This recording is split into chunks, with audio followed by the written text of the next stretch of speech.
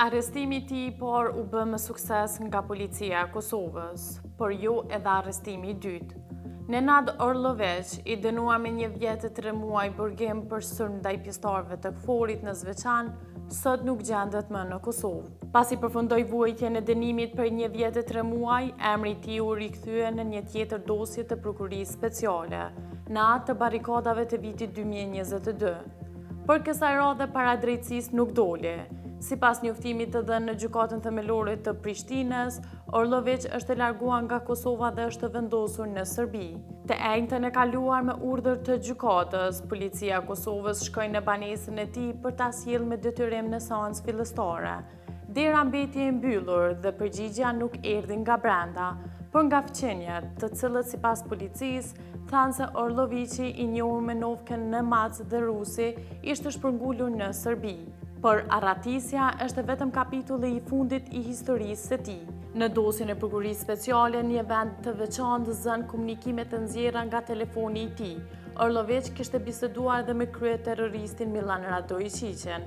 Sipas aktakuzës, Orloveq ishte drejtuar atij me një kërkesë për ndihmë për zgjedhjen e çështjes së banimit. Përgjigjja erdhi menjëherë. Radojqići udhëzoi që të kontaktonte me Ivana Todosjevićin në emër të tij. Mirënjohja e Orloviqit ishte po aq drejt për drejt. Jam bërgjli ndaj teje derisa të jem gjallë, unë edhe familja ime. Në telefonin e tij, sipas aktakuzës, janë gjetur fotografi ku ai shihet i maskuar në barrikada, komunikime me persona të tjerë të përfshirë, si edhe materialet që sipas prokurisë e lidhin me strukturat ilegale mbrojtja civile. Emri i tij u bë publik disa muaj më vonë pas sulmit ndaj ushtarëve të KFOR-it me 29 maj 2023 në Zvečan. Ai u arrestuar nga policia e Kosovës dhe në qershor të vitit 2024 u dënua me 1 vjet e 3 muaj burgim pasi u shpall fajtor për sulm ndaj personit zyrtar dhe pjesëmarrje në turm që krau huliganizëm. Edhe këtë rast, prokuria ka përfshirë në dosje komunikimet nga telefoni i tij. Në një bisedë të zhvilluar pas përplasjeve në Zvečan, Orloveq shkruan: "Duhet ta kujtojmë këtë ditë, ne po sulmojmë natën." Ky komunikim është pjesë e provave të aktakuzës.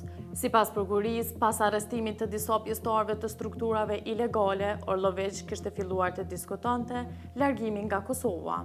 Në komunikimet e gjetura në telefonin e tij, ai flet për mundësinë e kalimit në Serbi dhe mundësinë për punësim.